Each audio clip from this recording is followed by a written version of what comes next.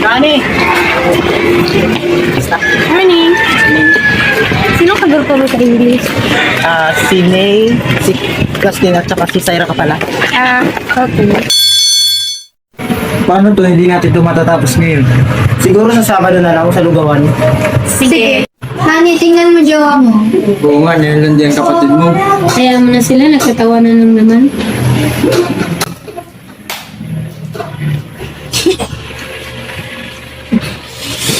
Ay! Baliw.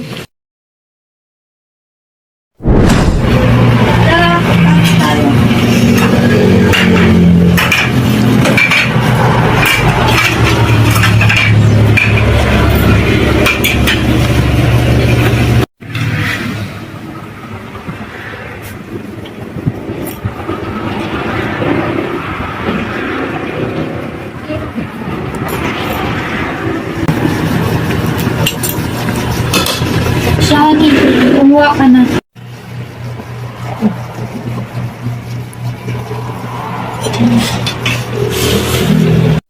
Aawit ko pa ng maaga. Sino sa inyo ang maghuhugas? Sa atin na lang? Oo na.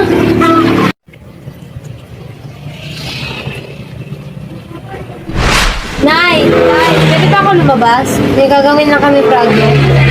Di pwede. Dahil pa ditong gawain sa bahay. Tay, alis mo na ako. Gagala mo na kami ng mga kaibigan ko. Sige, basta umuwi ka ng maaga. Tumigil ka nga. Marami pa diyang gawaing bahay. Mabuti pang luminis na lang kayong dalawa. Kani maglinis ka nga dyan. Ay ako tayo, may ginagawa ko sa Syra na lang. May ginagawa pa yung kapatid may ko na lang nga. Ako na naman! Masagot-sagot ka pa. Syra? Oh, ako labas na dadyak si Matley. Ay, dito sila makakasama. Yan na lang ganun gumawa.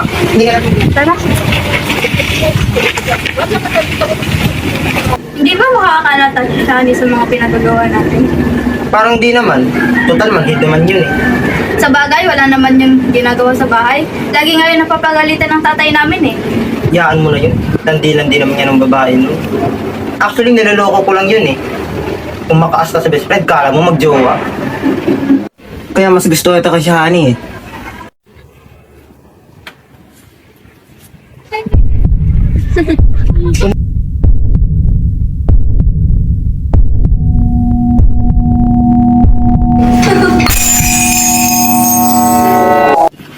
Ano yun? Ma, si Shani nakabasag. Hoy, hindi ako yun ah. Labas. Pumasok na kayong dalawa.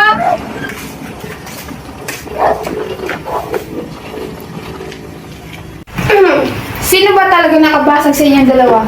Sa atin talaga yung nakabasag ng bote kanina. Ah, hindi ako yun ah. Ewan ko nga sa inyo, linisan nyo na yung dalawa.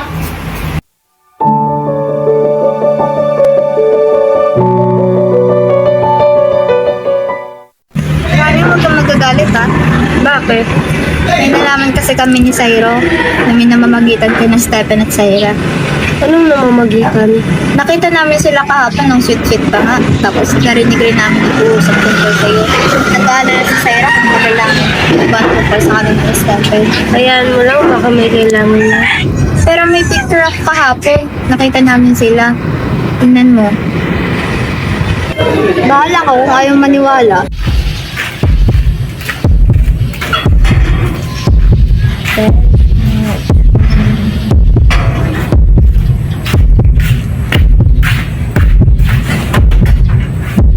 Andito na naman yung malandi patin. Bakit? Sino po natin yung malanta? Ikaw nga itong may boyfriend na tapos nalagay. Magkaibigan lang kami! Magkaibigan? Ay, magkaibigan! Ikaw nga, nilalandi mo yung boyfriend ko eh! Wala ka respeto sa ate mo! Pares-parespeto ka ba? Uy, ano ba yan? Tama lang. Tara, pumunta ka muna sa kwarto mo. Shani, usap tayo.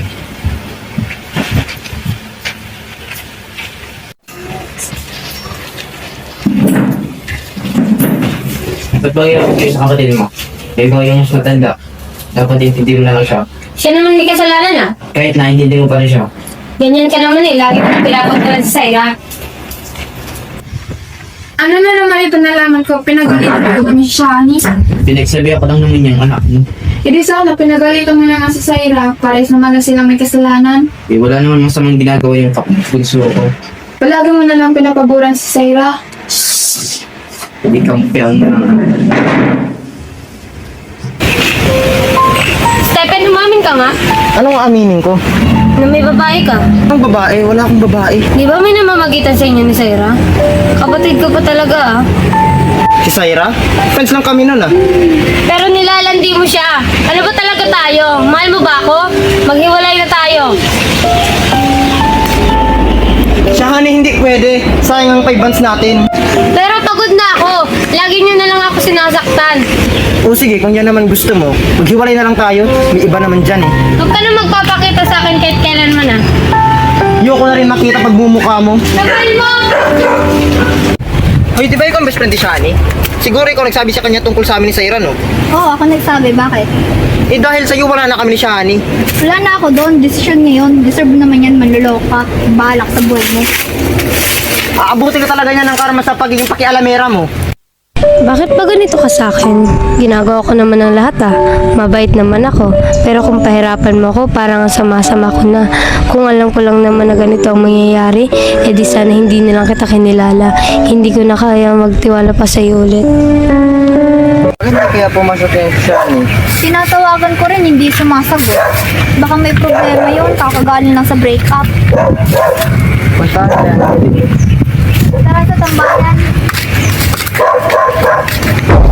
Puro sugat at hiwa aking paningin, dulot ng bawat mahina. Hindi ka na pakaya. Dapat hindi nyo lang ako pinagilan. Wala naman nagmamahal sa akin. Marami pa naman nagmamahal sa'yo. Katulad namin ni Zaira. Huwag ka mag-alala. Lagi andyan ang Diyos sa'yo. Pero hindi ko naman yun naramdam. Tinatawag na ako ni Mama. Una na ako sa inyo, ha? Sige. Bye. Pero, paano na ako? Ito na ako. Ha? Anong ibig mo sabihin? Tagal na kitang gusto. Ha? Masaya ako nakasama kita sa maikling panahon, Stephen. Sana huwag mong pagsisiyan ang mga maling desisyon mo at lagi mong tatandaan na mahal kita. Zairo, isa ka sa mga dahilan kung bakit nagbalik loob ako sa Diyos. Pinaniwala mo ako na nandyan lagi ang Diyos para sa akin.